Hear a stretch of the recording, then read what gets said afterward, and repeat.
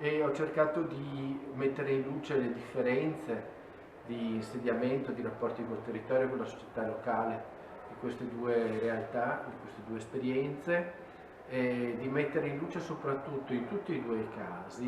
il problema della riconoscibilità dell'agire mafioso nel momento in cui si insedia in una zona di nuovo insediamento come è il Veneto.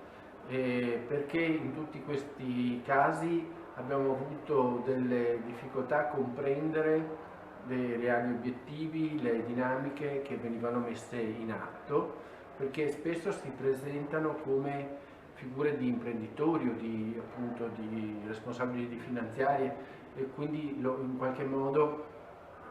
vengono a ibridarsi all'interno del territorio dove operano, assumendo in qualche modo lo stesso stile di vita e anche lo stesso tipo di reati,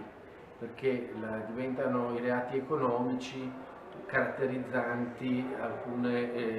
gli affari di alcuni soggetti. Un episodio che è stato, a mio parere, ha esplicitato in maniera nitida il problema della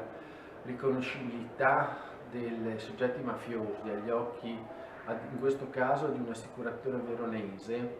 che ha patito un episodio di truffa e di estorsione particolarmente odioso. Ecco, rileggendo questo episodio si possono capire un po' di cose.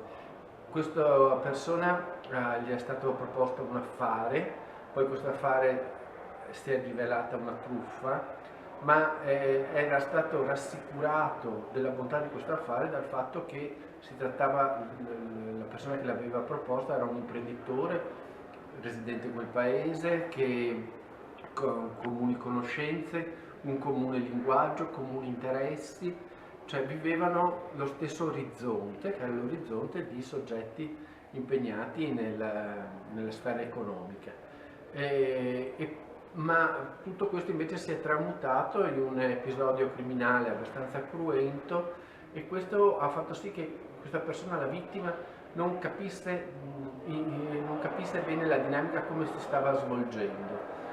anche perché poi gli stessi soggetti parlavano di rapporti, di relazioni che loro avevano anche con personaggi importanti della società veronese, con politici, con imprenditori, eccetera, eccetera. Quindi è come se si continuamente passassimo da una dimensione di normalità a una dimensione di criminalità. E questo si rivela particolarmente insidioso, perché è particolarmente difficile da riconoscere e da dirimere.